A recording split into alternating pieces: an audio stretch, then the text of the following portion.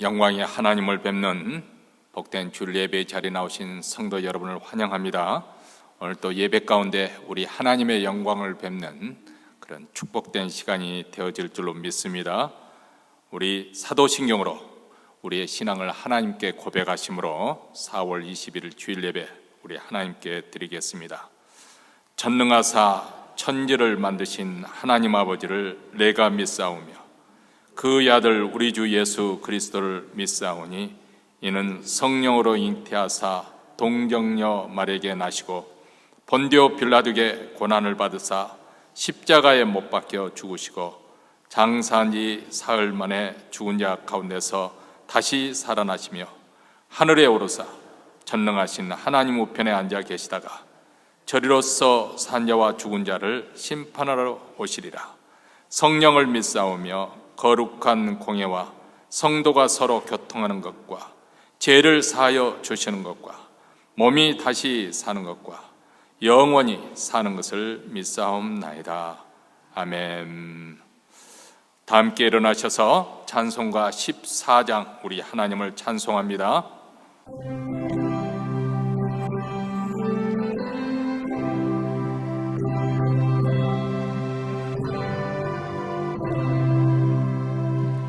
구세 주를 아는 이들 찬송하고 찬송하세.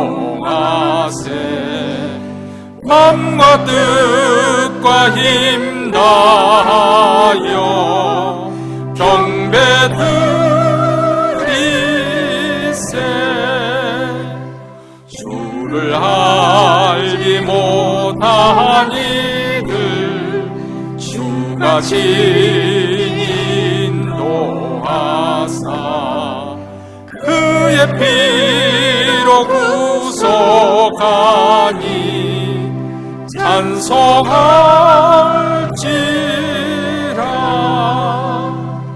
약한 사람도 은받아 시험 중에 참게 되니 모든 죄를 이길 힘은 믿음뿐이라.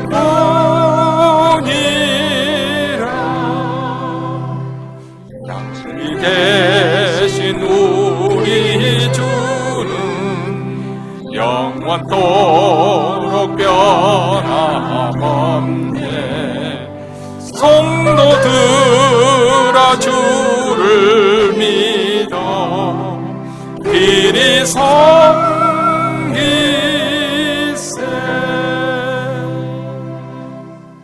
이 시간 우리 마음을 합해서 하나님 앞에 기도할 때 먼저 우리가 드리는 이 예배 가운데 우리 하나님의 살아계심, 하나님의 임재하심이 생생하게 느껴질 수 있도록 주여 주의 영광을 비춰 주시옵소서.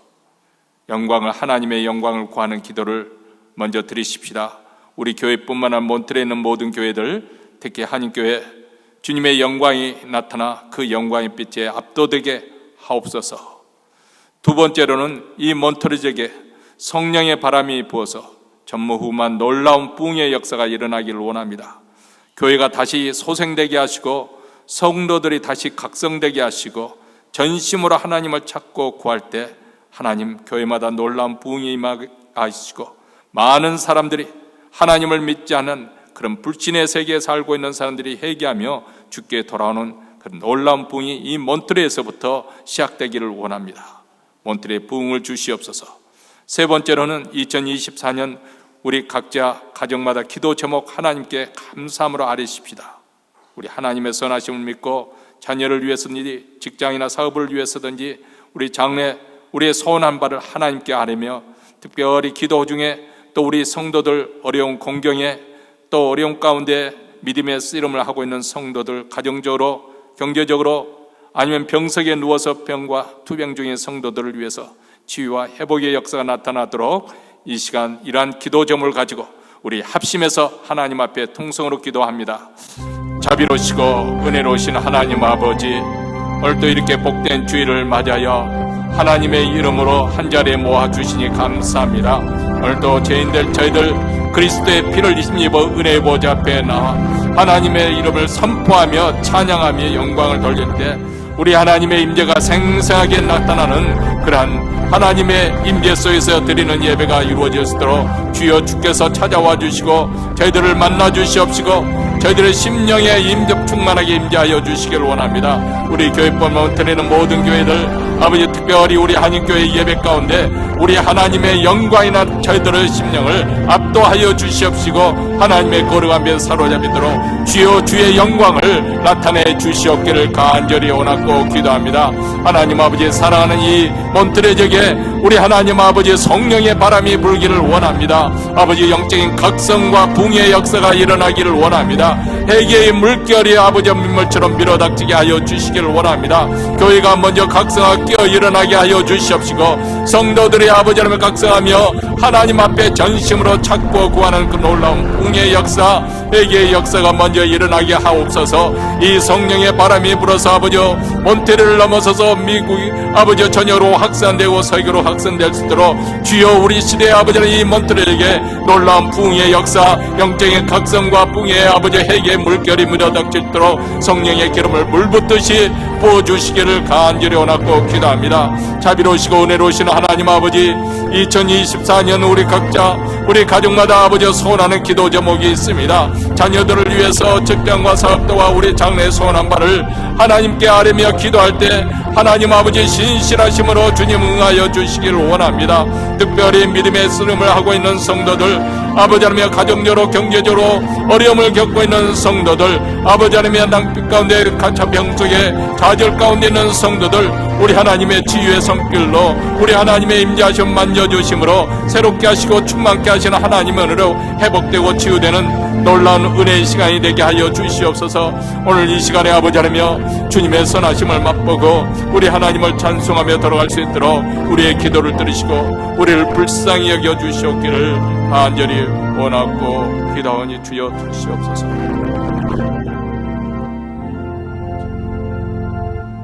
하늘에 계신 우리 아버지여 이름이 거룩히 여김을 받으시오며 나라의 임하옵시며 뜻이 하늘에서 이룬 것 같이 땅에서도 이루어지이다. 오늘날 우리에게 일용할 양식을 주옵시고 우리가 우리에게 죄진 자를 사하여 준 것 같이 우리 죄를 사하여 주옵시고 우리를 시험에 들게 하지 마옵시고 다만 악에서 구하옵소서. 대개 나라와 권세와 영광이 아버지께 영원히 있사옵나이다. 아멘. 하나님 말씀은 마가복음 6장 1절부터 6절 말씀입니다. 우리 다 같이 한 목소리 읽겠습니다. 예수께서 거기를 떠나사 고향으로 가시니 제자들도 쫓으니라. 안식일이 되어 회당에서 가르치시니 많은 사람이 듣고 놀라 가로되 이 사람이 어디서 이런 것을 얻었느뇨? 이 사람의 받은 지혜와 그 손으로 이루어지는 이런 권능이 어찜 되됨이뇨? 이 사람이 마리아의 아들 목수가 아니냐? 야고보와 요셉과 유다와 시몬의 형제가 아니냐? 그 누이들이 우리와 함께 여기 있지 아니하냐 하고 예수를 배척한지라. 예수께서 저에게 이르시되 선지자가 자기 고향과 자기 친척과 자기 집 외에서는 존경받지 않음이 없느니라 하시며 거기서는 아무 권능도 행하실 수 없어 다만 소수의 병인에게 안수하여 고치실 뿐이었고 저희의 믿지 않음을 이상히 여기셨더라. 예, 모든 촌에 두루 다니시며 가르치시더라. 아멘. 예, 신약성경 히브리서 4장에 보면은 이스라엘 백성들이 안식의 땅, 그 가나안 땅을 목표로 해서 그들이 출애굽했는데 그 안식의 땅에 들어가지 못한 과거를 해고하면서도 그 과거에 해고하면서 우리에게 주는 교훈이 있는데 오늘 이 시대에 사는 우리 그리스도인들도 우리도 예수로 말미암아 구원을 받았지만은 우리에게 영원한 안식, 하늘에 있는 저 본향, 이 땅이 우리의 영원한 본향이 아니고 하늘에 있는 우리 저 영원한 본향을 향해서 우리가 나아가고 있는데 그 안식의 땅에 들어가지 못할 것을 두려워하라. 그래서 히브리서 4장 1절에 이렇게 말씀합니다. 그러므로 우리는 두려워할지니 그의 안식에 들어갈 약속이 남아 있을지라도 너희 중에 혹 미치지 못할 자가 있을까 함이더라. 어느 유명한 설교자, 예전에 설교자가 그런 말을 했어요. 천국에 가면 우리가 깜짝 놀랄, 3번 깜짝 놀란대요. 첫 번째는 아니 저 사람이 어떻게 천국에 왔지? 여기 살 때는 저 사람이 전혀 예수 믿을 것 같지 않고 또 행실이 개차반이어서 전혀 천국에 오지 못할 줄 알았는데 놀랍게도 천국에서 만나면 깜짝 놀란다는 거예요. 두 번째로는 아니 그 장로님, 그 권사님, 믿었다는 그 권사님이 왜 천국에서 안 보이지? 세상에서 정말 천국 꼭 들어가 올 줄 알았는데, 만날 줄 알았는데 그분이 안 보이는 거예요. 그래서 두 번째로 깜짝 놀라고, 세 번째는 뭐가 놀랐겠어요? 나 같은 사람이 어떻게 천국에 오게 되었을까? 그래서 세 번째로 깜짝 놀라게 된다는 거예요. 여러분, 우리가 함께 이렇게 예배 드리고 있지만은 모르죠. 어느 분이 천국에 나타나지 않을지. 정말 비웃기는, 또 원하기는 여기 앉아있는 모든, 아니 여기 앉아있을 뿐만 아니라 우리 교회 이름에 등록된 모든 분들이 다 천국에서 함께 만날 수 있게 되기를 바랍니다. 성경에서 언급된 이 애굽은 오늘날 우리 그리스도인으로 말하자면 세상을 상징합니다. 이스라엘 백성들은 애굽에서 노예 생활을 400년 동안 했습니다. 여기서 벗어날 수가 없었어요. 이미 그들은 노예로 태어나서 노예로 고생을 하고 학대를 받으며 그렇게 살다가 노예 신분으로 죽을 수밖에 없는 그런 운명이었습니다. 자, 이것은 우리 인생도 마찬가지입니다. 제약된 세상에서 죄성을 가지는 우리가 일생 동안 죄의 노예로 살다가 죄로 인해서 죽음을 맞이할 그런 운명을 가지고 우리가 예수 믿기 전에는 살았었습니다. 이스라엘 백성이 바로의 노예가 되어서 그 대애굽을 건설하기 위해서 노력 동원해서 엄청난 고통과 고난을 당했던 것처럼 우리 인생도 마귀의 종노릇을 하면서 섬기고 그렇게 인생을 마칠 운명이었는데, 그런데 하나님께서 전격적으로 개입해 주셔서 우리를 구출해 주셨습니다. 자, 이스라엘 백성들도 마찬가지죠. 인류 역사에서 한 민족이 전격적으로, 그것도 그 나라가 망해서 이렇게 탈출하게 된 거 아니에요. 그 당시 애굽은 어떻게 보면 그 중동의 아주 최강국이었습니다. 어떻게 애굽으로 말하면 이집트에 한참 제일 화려한 전성기, 가장 잘 나가고 있었을 때 그들이, 그것도 몇 사람이 모르게 빠져나간 것이 아니고 히브리인 전체, 이 이스라엘 민족 전체가 한꺼번에 장정만 60만 명이니까 적어도 150에서 200만 명이 되는 사람이 출애굽을 했지 않습니까? 그리고 홍해가 갈라지고, 그래서 그 홍해, 그 바다를 마른 땅까지 건너가고, 이 홍해를 기점으로 해서 그들은 더 이상 이제는 바로의 노예가 아닙니다. 자유인이 되어서 자기들을 구원해 주신 하나님을 섬기는 자유인이 되었습니다. 우리 그리스도인들도 마찬가지예요. 어떻게 보면 이 세상에서 우리는 홍해를 이미 건넌 사람들이에요. 물론 세상을 우리가 떠나서 살 수는 없지만은 영적으로 볼 때 우리는 세상에서 홍해를 건넌 사람들입니다. 바로 세례의식이 바로 이것을 상징한 거죠. 이스라엘 민족이 홍해 바다를 건넌 것처럼 우리도 세례를 받음으로써 이미 사단의 영역에서 우리는 하나님의 아들 빛의 영역으로 옮겨진 사람이라고 말씀하고 있습니다. 우리는 복음을 믿음으로 말미암아서 복음이 우리로 하여금 자유케 했어요. 더 이상 죄의 노예가 아닙니다. 우리는 더 이상 사단의 영향권에 있는 사람들이 아니에요. 우리가 그래도 시시하게 사람들이 볼 때, 남들이 볼 때는 별 볼 일 없는 것 같아도 하나님의 자녀들이 된 빛의 자녀들, 은혜의 왕국에 속한 사람들입니다. 이제는 하나님께서 위로부터 내려주시는 신령한 복들을 받아 누리고 하나님의 보호하심과 인도하심 속에 살게 되었습니다. 광야 생활을 하는 가운데 이스라엘 백성들이 하나님의 특별한 보호 속에 있어서 하늘에서 먹을 것을 내려주시고 반석에서 물이 터져나와서 그들은 물을 공급해 주시고, 그리고 40년 동안 광야 생활을 했지만 입과 옷과 그 신발이 헤어지지 않는 하나님의 책임져 주시는 그런 특별한 그런 시간을 살게 되었습니다. 그런데 이스라엘 백성들이 광야 생활에서 그렇게 살려고 하나님께서 끄집어낸 것이 아니고 그들로 하여금 약속의 땅 가나안 땅에 들어가도록 그들을 불러내셨는데 그만 광야에서 그들은 실패하고 말았습니다. 왜 실패했을까요? 광야 생활을 하면서도 애굽을 사모했기 때문에, 애굽을 다 잊어버리고 이제는 하나님의 부르심을 받아 하나님의 백성답게 살아야 되는데 애굽에서 살아온 그 방식대로 그렇게 살려고 했기 때문에 그렇습니다. 여러분, 그런데 애굽과 광야 생활은 전혀 다른 차원입니다. 애굽은 어떤 곳입니까? 나일강에서 물을 끌어다가 농사를 지을 수 있는, 전천으로 농사를 지을 수 있는 곳이에요. 그곳은 광야 생활과 전혀 다른 차원의 어떻게 보면 정말 사람이 살기 좋은 그런 곳이었죠. 그러나 광야는 그곳이 아닙니다. 광야에는 음식도 고기도 없습니다. 그렇다면 나일강 그 3대 문명 발상지 중에서 비호관 그 평야가 있는 나일강 삼각주, 거기 유명한 곳인데 그때 그 애굽 생활과는 전혀 다른 차원에서 이루어져야 할 그 광야 생활을 그들은 이해를 하지 못했습니다. 광야에는 음식과 고기와 그리고 물도 없는 곳이에요. 그러니까 애굽에서 살던 방식으로 살 수가 없는 거예요. 애굽에서는 어떤 방식으로 살았습니까? 내가 노력하면, 내가 수고를 하면 먹을 것을 거둬들이는 그런 곳이었어요. 광야에서는 전적으로 하나님만 의존해야 되는, 하나님을 믿고 신뢰하고 따라가야 할, 광야에는 길이 없습니다. 그러면 하나님의 말씀이 길이 되는 거예요, 그들의. 그러니까 말씀에 순종하고 사는 것이 그들의 생명을 얻는 길이고, 그리고 결국 목적적인 가나안 땅에 들어가는 길이었습니다.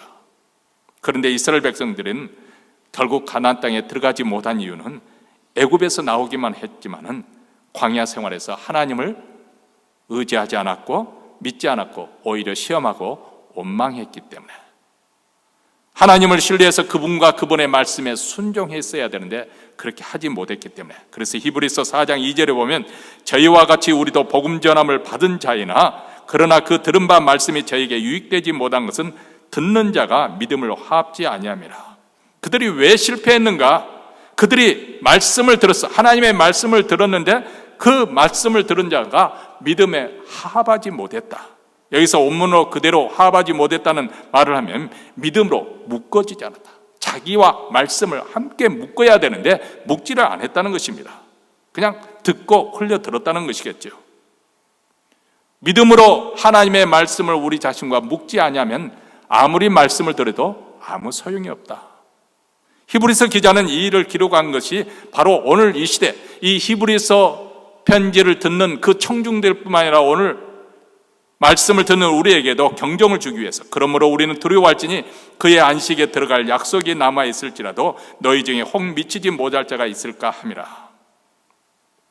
여러분, 이스라엘 백성들이 출애굽에서 광야 생활을 거쳐서 가나안 땅에 들어간 것은 마치 우리가 이 땅에서 예수를 믿어서 구원을 받은 하나님의 백성이 되었지만은 그렇다고 해서 바로 천국에 가는 거 아니에요.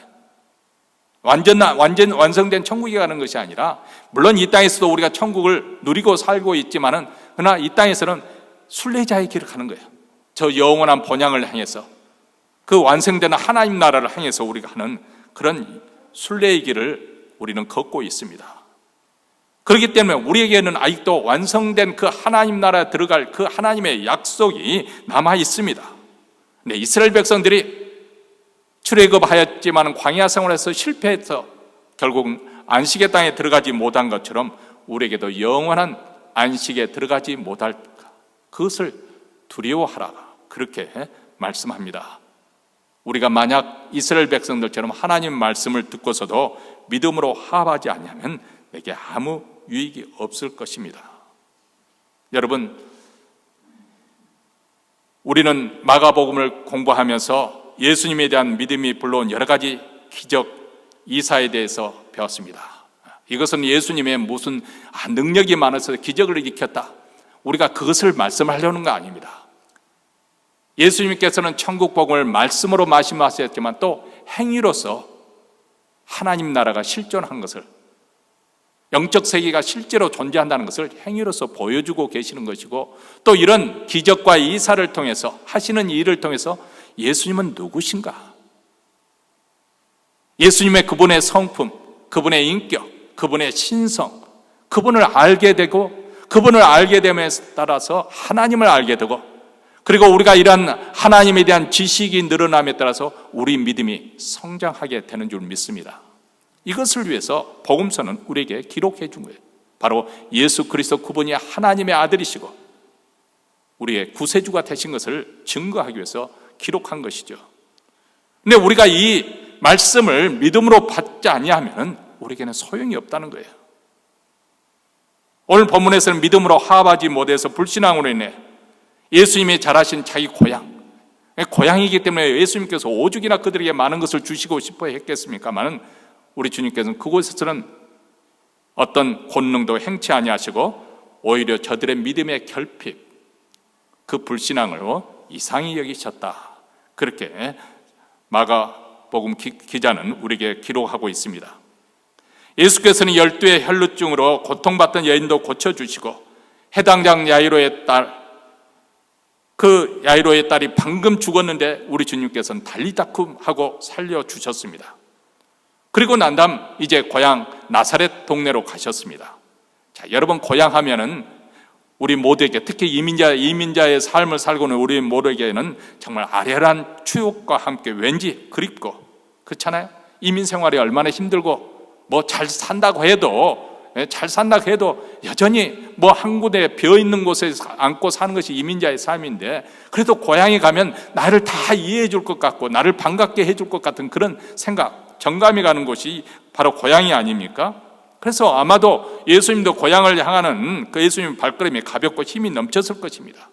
그리고 안식일이었습니다. 이렇게 주일을 맞이했는데 동네 사람들이 다 예수님에 대한 소문을 이미 들었기 때문에 다 모였겠지요. 호기심이 가득한 그들은 해당장에 모여서 예수님이 무슨 말씀하시고 무슨 기적과 이적을 베푸실까 아마 궁금해했을 것입니다.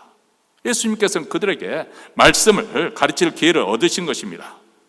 하나님 말씀을 가르치심으로 그들의 마음에 믿음을 불러일으키고, 그리고 그들의 믿음을 강하게 세워주시고자 하는 것이죠.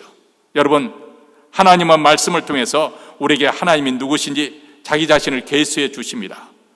그리고 우리가 보지 못하는 영적 세계를 깨닫게 하십니다. 말씀을 들을 때 성령께서 우리 마음에 빛을 비추어 진리를 깨닫게 하시는 것이에요. 이게 성령의 조명하심이에요. 여러분, 참 희한하지 않습니까? 내 자신 스스로 생각해도, 아니 동정녀, 아직 남자를 알지 못하는 동정녀 마리아가 어떻게 예수를 탄생했지? 그런데 더 놀라운 것은 그것을 믿고 있는 우리가 더 놀랍지 않아요? 여러분, 세상 사람들, 여러분 친구들한테 한번 말해보세요. 그 사람들은 뭐라고 말할까요? 그거 신화야. 아니, 그거 어떻게 그럴 수가 있어? 믿지 않습니다. 예수님이 물 위에 걸으셨다? 웃기지 마십시오. 과학적으로 어떻게 사람이 물에 빠지지 않고 그것이 가능합니까? 그런데 놀라운 것은 어느 날 그것이 믿어지더라는 거예요. 사실 예수님의 하나님의 아들이라는 이거가 한 가지만 딱 제대로 믿으면 그 모든 것이 다 믿어지거든요. 하나님의 아들이시니까 하실 수 있지. 근데 세상 사람은 그것이 안 되는 거예요. 왜 그럴까요? 성령께서 하나님 말씀을 듣는 우리에게 빛을 비춰주시고 깨닫게 해주시기 때문에 우리는 믿는 자가 되고, 저들은 그런 성령의 조명하심이 없기 때문에 믿어지지 않는 것입니다. 우리의 이성과 지각 그리고 양심에 호소하시고 그 말씀이 논리적으로 우리를 설득해서 우리를 하여금 믿어지게 역사하시는 분이 성령 하나님이십니다. 그래서 말씀과 성령 하나님은 같이 가는 거예요. 우리 마음에 말씀을 들을 때 성령께서 역사해서 믿음이 이로써 발생하게 하시는 거예요. 그래서 우리 믿음 생활에 말씀을 듣는 것이 굉장히 중요합니다. 말씀을 읽든지 아니면 듣든지 우리가 말씀으로 우리 영혼을 가득 채워야 될 필요성이 있는 거죠. 왜냐하면 그 지식 외에 믿음이 발생하기 때문에. 그래서 로마서 10장 17절에 보면, 그러므로 믿음은 들음에서 나며 들음은 그리스도의 말씀으로 마면, 하나님 말씀이 다 말씀이지만 여기서 특별히 특정하고 있는데 그리스도의 말씀, 이 그리스도의 말씀이라는 것은 한마디로 표현하면 복음이라는 거예요. 복음. 예수 그리스도께서 하나님의 아들이심에도 불구하고 우리 같은 죄인을 구원하시기 위해서 십자가에 죽으셨습니다.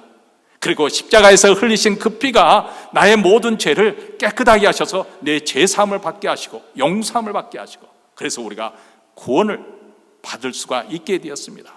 그분은 3일 만에 다시 부활하셔서 우리의 구세주가 되시고 구주가 되셔서 이제도 내 인생에 살아계셔 내 인생의 주가 되십니다.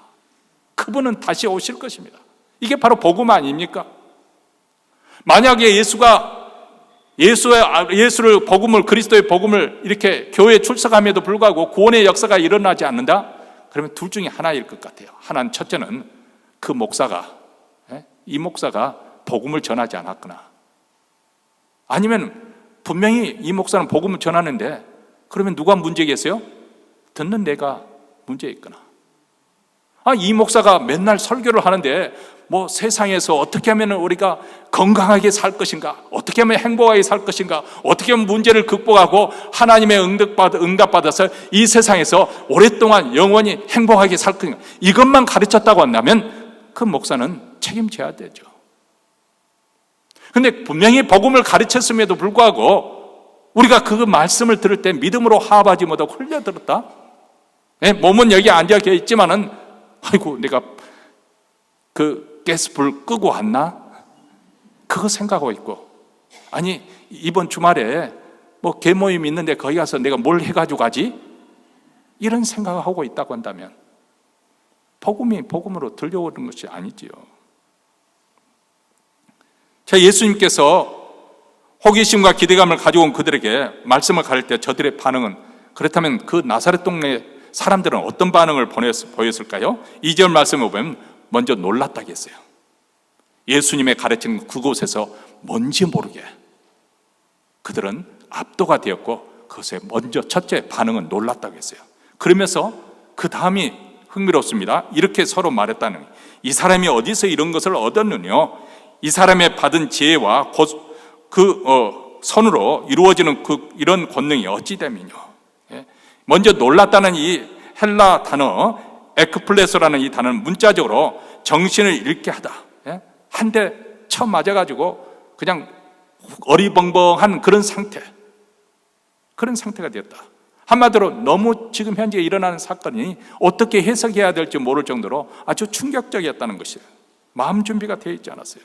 그러면서 의심과 회의 속에서 그들의 스스로 이렇게 몇 가지 질문을 던지고 있습니다. 첫째로 예수님의 가르침이 어디로부터 한 것이냐, 비롯한 것이냐, 이 사람이 어디서 이런 것을 얻었느냐. 이 말은 우리가 아는 예수라는 이 사람은 자기 실력으로 능력으로 이렇게 일을 이룰 수가 없는데, 이렇게 가르칠 수가 없는데 도대체 누구에게 뭐 산기도 가가지고 누구에게 뭐 안수받아서 놀랍게 능력이 나타난 것이 아니냐, 한수 받은 것이 아니냐, 이런 식으로 의심을 하고 있다는 거예요. 두 번째로는 예수의 지혜와 능력의 성격에 대해 질문을 합니다. 이 사람의 받은 지혜와 그 선으로 이루어지는 이런 권능이 어찌 됨이냐. 한마디로 예수께서 스스로 얻은 그런 지혜가 아니라는 거예요. 누군가에 의해서 전수를 받고, 이런 권능, 이전에 헬루병에 걸린 여인을 고치고 또 12의 그 살 먹은 소녀 야이로의 딸을 고친 이 모든 것은, 이 현실적으로 일어난 것은 부정할 수가 없잖아요. 그렇다면 이런 지혜와 권능을 행할 수 없는 사람이 도대체 어디서 이 능력과 권능을 나타난 것이냐. 여기도 역시 의심과 불신이 가득 찬 것이죠.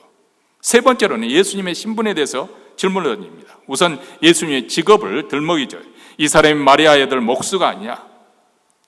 자, 목수라 이 말은 목수 일을 폄하하기 때문에 꼭 그렇다고 해석하지 않겠지만은, 어쨌든 이분은 가르칠 만한 그런 자격이 없다는 거겠죠.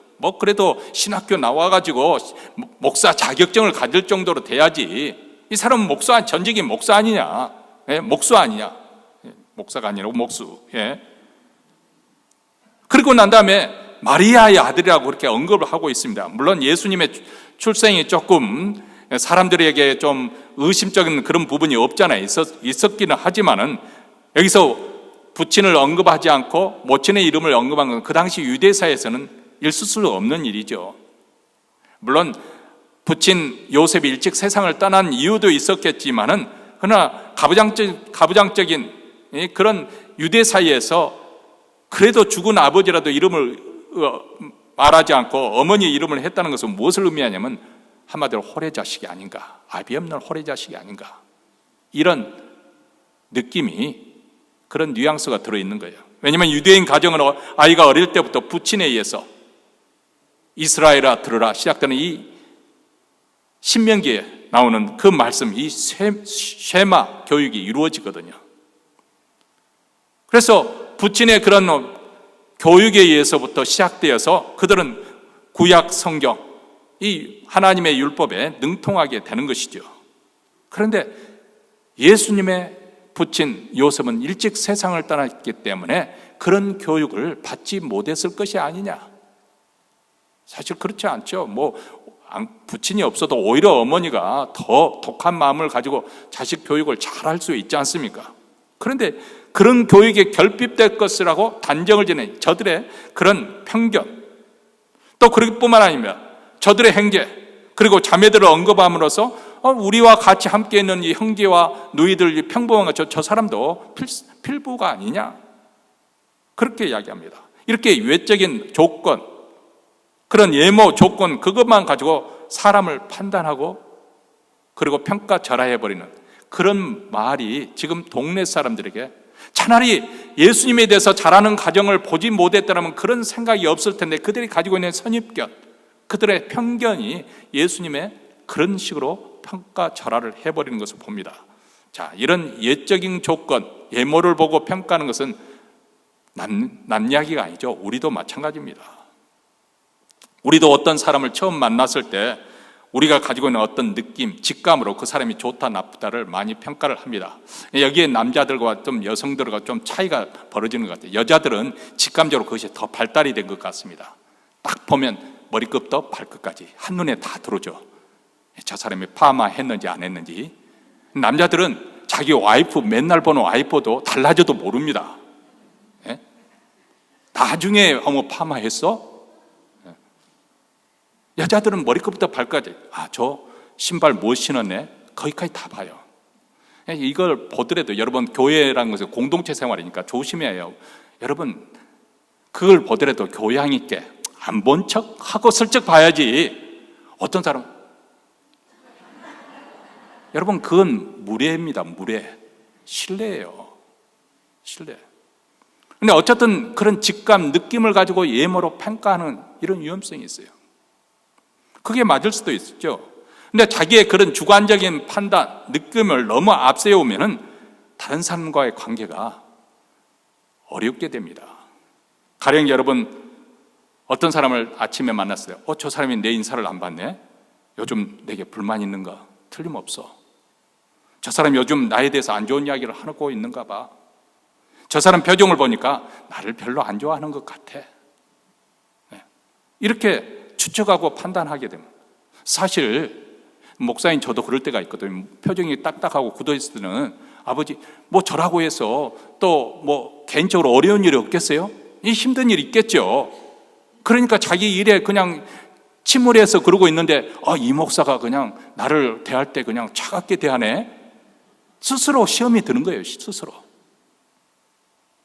근데 여러분, 우리가 그렇게 상대방에 대해서 평가를 하고 판단을 하고 그리고 난 다음에 그런 느낌을 가지고 상대방을 대하면 상대방이 알죠. 저 사람이 직감적으로 나를 좋아하지 않다는 것을 금방 눈치를 챕니다. 그러면 나도 어떻게 되겠습니까? 나도 그렇게 부드럽게 온화하게 대할 수가 없는 거예요. 그러면은 또 어떻게 생각하면 내 판단이 옳았네. 저 사람이 분명히 그래 맞아. 저 사람이 나에 대해서 뭔가 문제가 있으니까 저러는 거야. 이런 식으로 완전히 결론까지 내버리는 거예요. 그래서 우리가 모임의 리더로 쓰임을 받은 사람들은 사람과 상황을 객관적으로 보려고 노력을 해야 됩니다. 특히 목자나 부목자나 하는 사람들은 눈으로 보고 들은 것을 가지고 그것을 가지고 바로 입으로 열어서 말할 것이 아니고 거기에 대한 진실이 무엇이냐, 이것을 우리가 생각해야 해요. 옛날 그렇다고 할 때는 어떤 사람이 한국에서 그 마켓에서 우유통을 들고 나는데 그 다음날 소문이 나서 무슨 아무개 목사가 막걸리통을 가지고 나왔어. 눈으로 본다고 해서 다 정확한 거 아닙니다. 귀로 들었다 해서 다 정확한 거 아니에요. 그러니까 특히 우리 지도자 되는 사람들은 저 사람은 분명히 어쩔 거야, 여러분, 그 생각은 난 좋아요. 할 수 있어요. 그러나 입으로는 내서는 절대로 안 되는 거예요.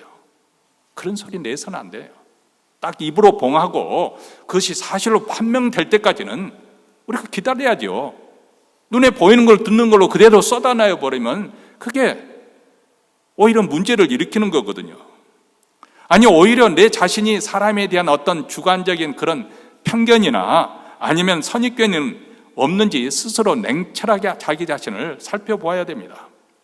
왜냐하면 우리 인간은 누구나 다 예외 없이 죄로 말미암아서 죄성에 의해서 다 전인격적으로 오염이 되어 있는 상태입니다.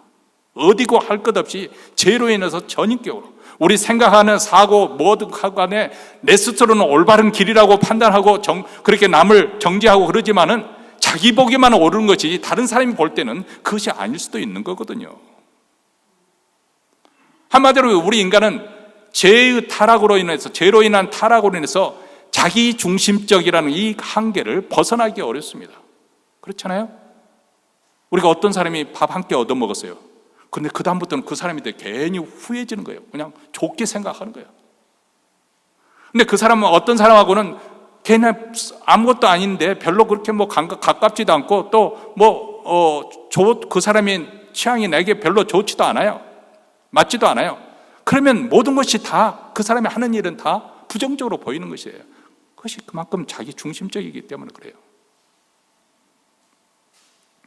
이것이 항상 공동체 생활에서 갈등과 다툼을 일으키는 근본 원인이 되기도 합니다.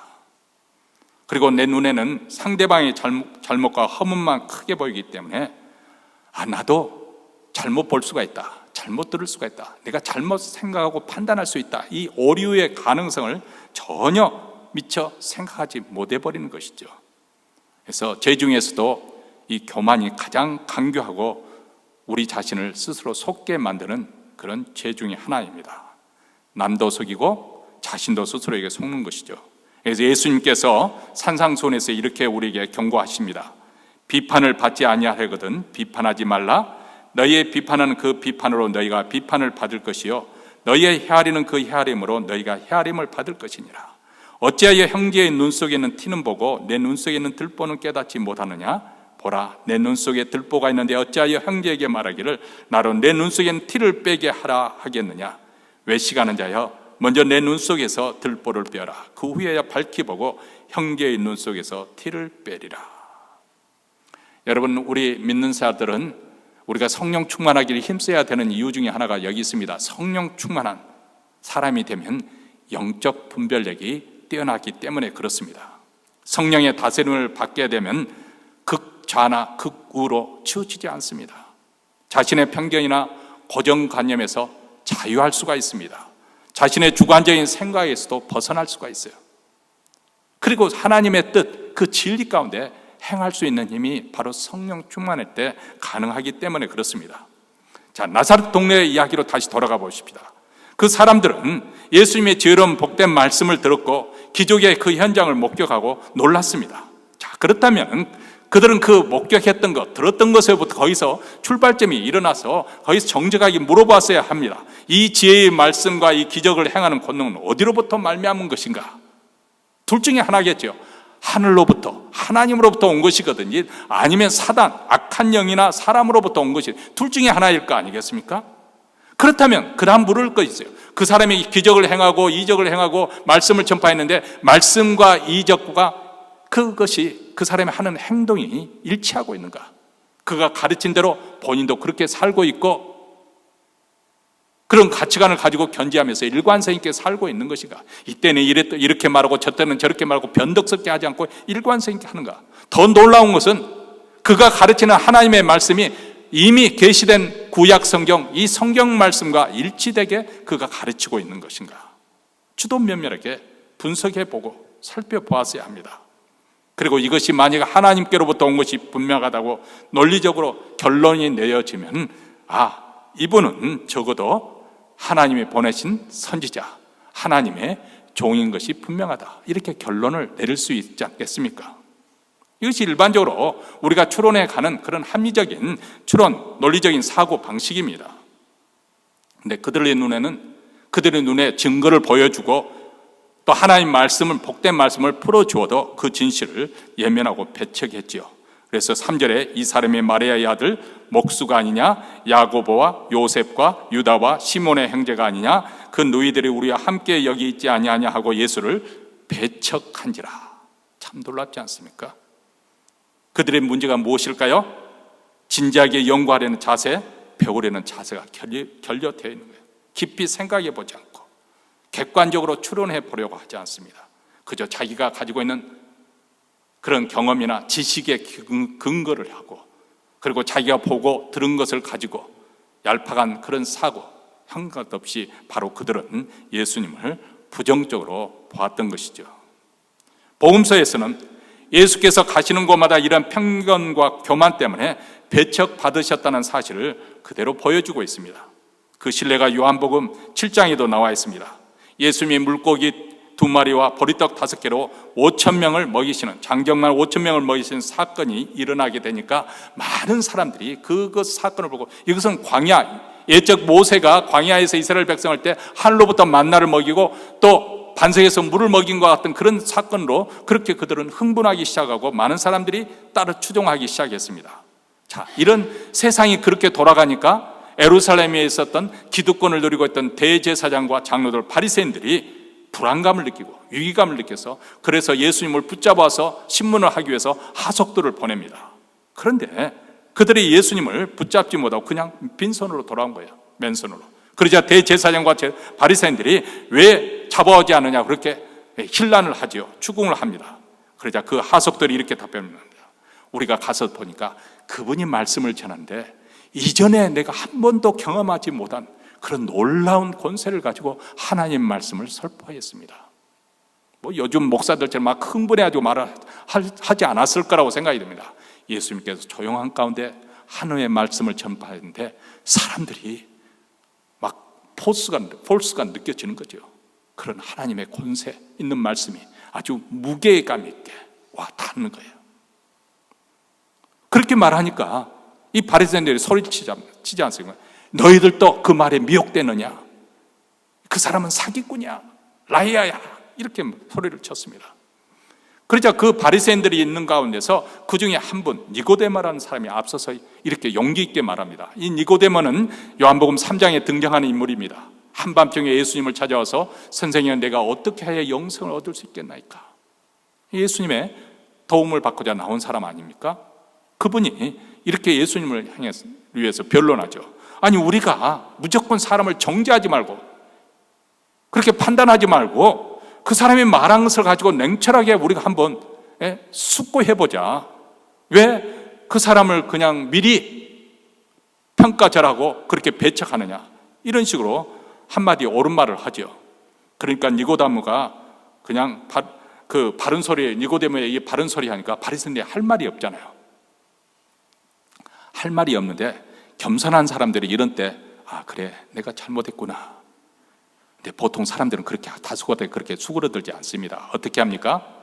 어떻게든지 꼼수를 대는 거예요. 그 논리적인 말로 반박을 할 수가 없으니까 어떻게 하냐면 지역 감정을 끄집어냅니다. 그것이 요한복음 7장 52절에 이렇게 나옵니다. 저희가 대답하여 가로되 너도 갈릴리에서 왔느냐? 상과하여 보라. 갈릴리에서는 선지자가 나지 못하였느니라 하였더라. 니고데모, 당신도 갈릴리 출신이요? 생각해 보시오. 갈릴리에서는 선지자가 나지 못해요. 아니, 당신이 갈릴리 출신이어서 지금 갈릴리 사람을 변호하시는 것입니까? 이런 식으로 공격을 하는 거예요. 여기 보니까 문득 생각이 나는 것이 있는데, 사람들은 어떤 메시지를 반박할 수 없으면, 그 사람이 하는 말이 옳으면 그 말을 반박할 수 없으니까, 논리적으로 반박할 수 없으면 어떤 식으로 그 논리를 부정하려고 하냐면 그 메신저, 말을 전하는 사람의 뭐 인격을 따지고 출신 배경을 따지고 조건을 따지고 예모를 따지고 그렇게 해서 공격한다는 거예요. 굉장히 정치적인 발언이 될 수 있을까 봐서 제가 조심스럽지만은 우리 교회 성도들은 아주 수준이 높으니까 콩으로 매주 쓴다고 뭐죠?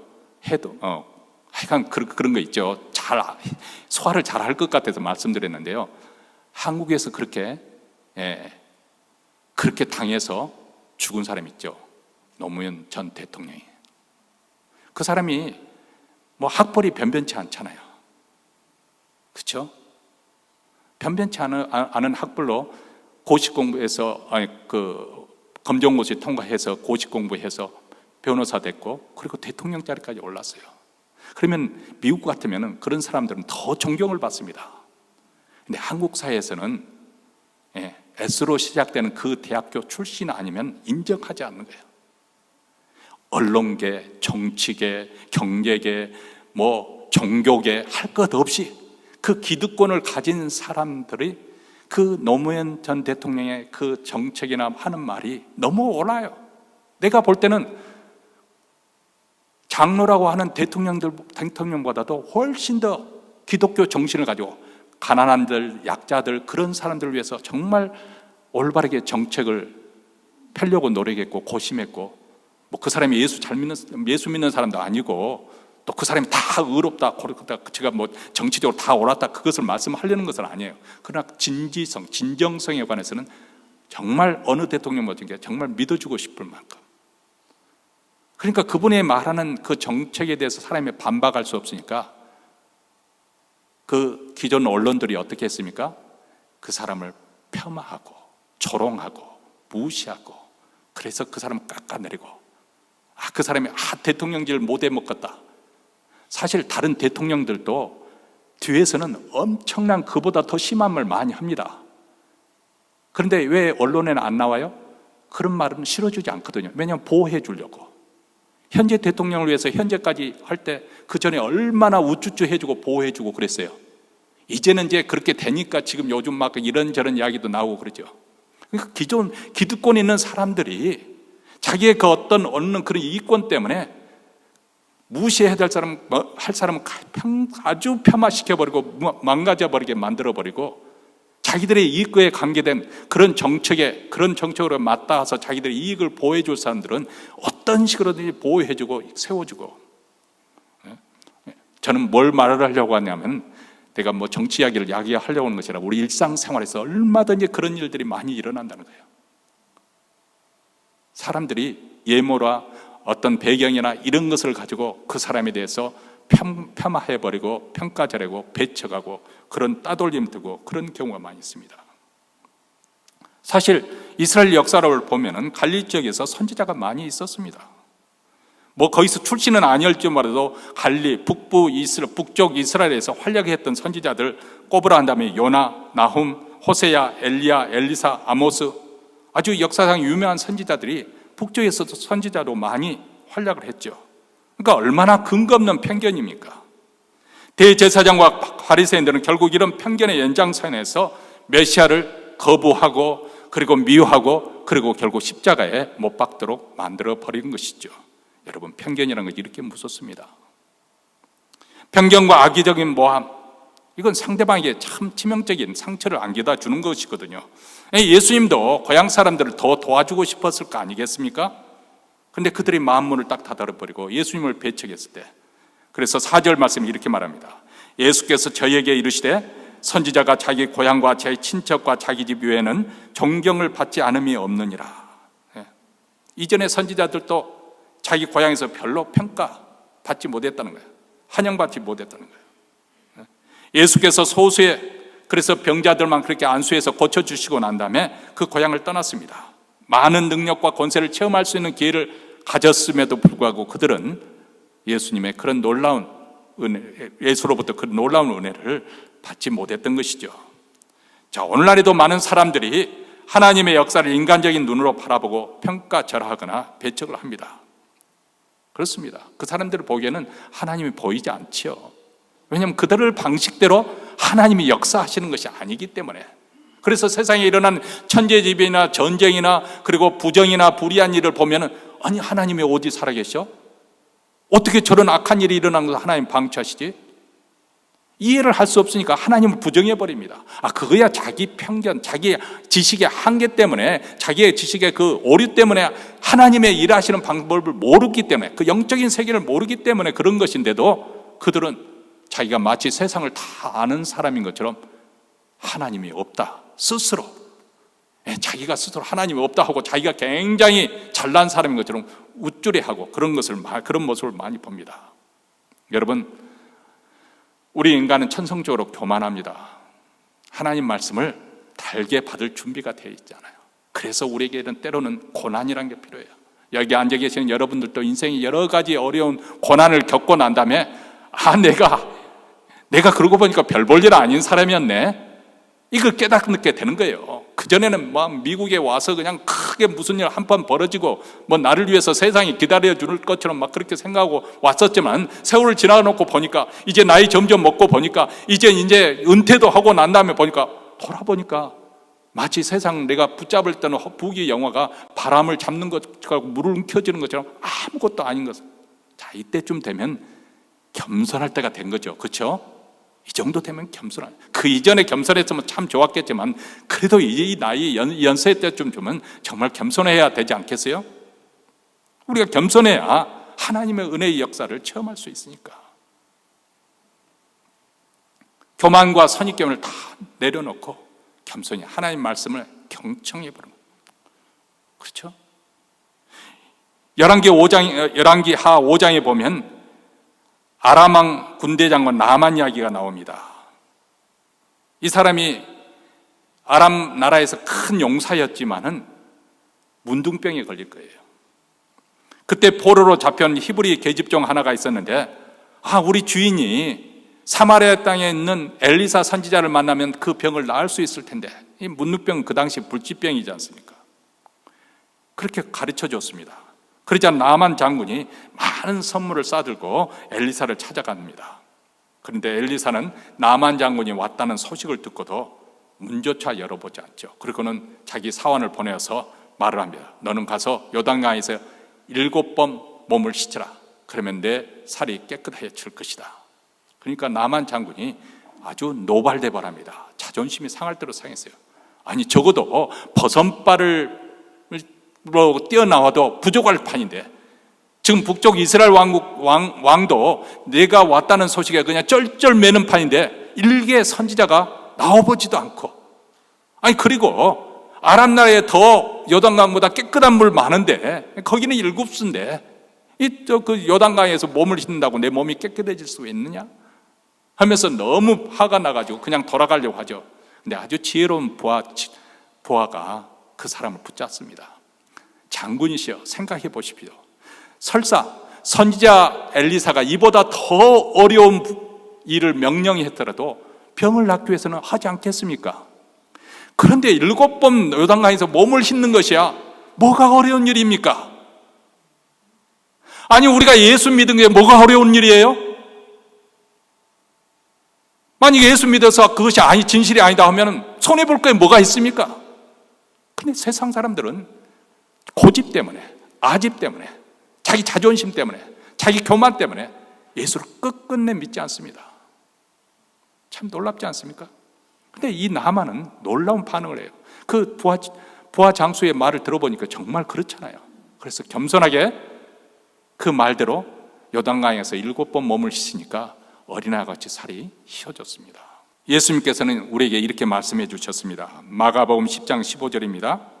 내가 진실로 너희에게 이르노니 누구든지 하나님의 나라를 어린아이같이 받들지 않는 자는 결단코 들어가지 못하리라. 어린아이는 어른들이 가지고 있는 온갖 편견과 선입견의 영향을 받지 않은 상태에 있는, 그래서 동화책을 읽어주면 그들은 그것을 고지고시 믿고 그대로 스펀지처럼 빨아들이잖아요. 그리고 상상의 나래를 펴서 내가 공주가 되고 내가 왕자가 됩니다. 바로 이것을 말씀하고 있는 거예요. 그런데 어른들은 더 이상 동화책을 읽지 않습니다. 왜냐하면 세상에서 닳고 닳아가지고 반질반질하게 돼가지고 믿지를 못하는 거예요. 그것이 동화가 상상의 이야기지 실제 아니라는 것을 너무나도 잘 알고 있기 때문에. 그래서 세상물에 너무 젖어 있는 어른들은 피부색으로 사람을 차별하고, 돈으로 사람 차별하고, 외모로 차별하고, 직업으로 사람을 차별합니다. 그런데 오늘 말씀에 의하면 우리가 어린아이와 같지 않으면, 어린아이와 같이 복음을 받지 않으면 결단코 천국에 들어갈 수 없느니라. 하나님의 말씀을 받을 때 거기에 어떤 토를 달지 않고 정말 순수한 말대로 하나님 권위에 인정해드리고, 그분은 하나님이시니까, 그래서 그분의 말씀을 그대로 받아들이는 사람, 그 복음의 말씀을 믿음으로 화합하게 되면 우리에게 놀라운 구원의 역사가 일어나는 것이죠. 모든 선입견과 교만과 인간적인 생각을 내려놓고 어린아이와 같이 겸손한 마음으로 말씀을 듣고, 그리고 그 말씀 영접하여 순종하면 우리 삶에도 놀라운 하나님의 권능의 역사가 펼쳐질 줄로 믿습니다. 기도하겠습니다.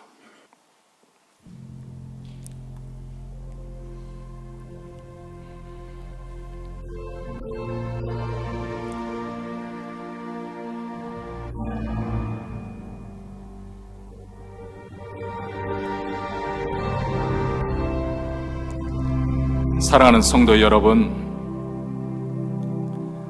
우리는 하나님 말씀을 통해서 하나님을 경험하게 됩니다.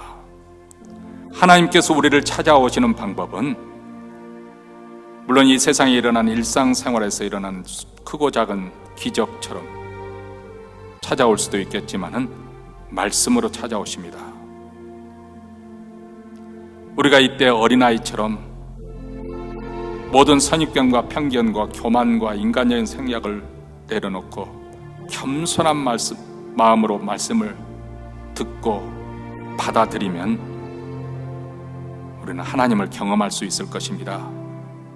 하나님의 놀라운 실체를 우리가 느낄 수 있고, 그 하나님의 놀라운 하나님의 나라를 우리가 볼 수가 있을 것입니다. 오늘 성령께서 이 놀라운 역사가 일어나도록 우리 마음에서 감동해 주시고 변화시켜 주시고 깨닫게 해 주시기를 원합니다. 하나님 아버지 감사합니다. 우리로 하여금 하나님 말씀을 통해서 하나님을 경험하게 하시고, 우리의 구원이 이론이 아니요 실제적인 상황이고 우리의 영원한 운명인 것을 깨닫게 하여 주시니 감사합니다.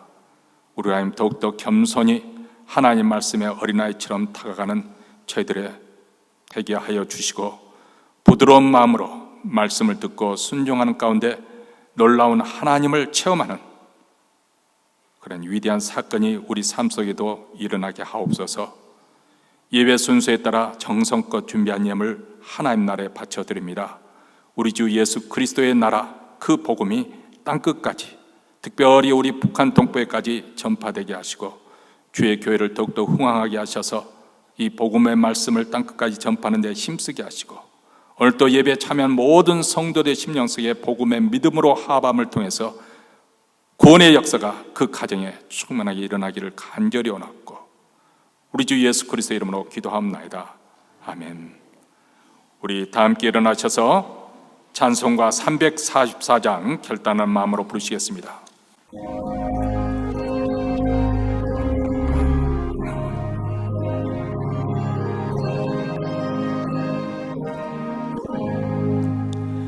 이 눈에 아무 증거 아니 배어도 믿음만을 가지고서 늘 걸으며, 이 귀에 아무 소리 아니 들려도 하나님의 약속 위에 서리라. 걸어가세 믿음 위에 서서, 나가세 나가세 의심 버리고, 걸어가세 믿음 위에 서서, 눈과 귀에 아무 증거 없어도 이 눈에 보기에는 어떠하든지 이미 얻은 증거대로 늘 믿으며, 이 맘에 의심 없이 살아갈 때에 우리 소원 주 안에서 이루리. 걸어가세 믿음 위에 서서, 나가세 나가세 의심 버리고, 걸어가세 믿음 위에 서서, 눈과 귀에 아무 증거 없어도 당신의 거룩함을 두고 맹세한 주 하나님 아버지는 기쁘다. 그 귀한 모든 약속 믿는 자에게 능치 못할 무슨 일이 있을까. 걸어가세 믿음 위에 서서 나가세 나가세 의심 버리고 걸어가세 믿음 위에 서서 눈과 귀에 아무 증거 없어도.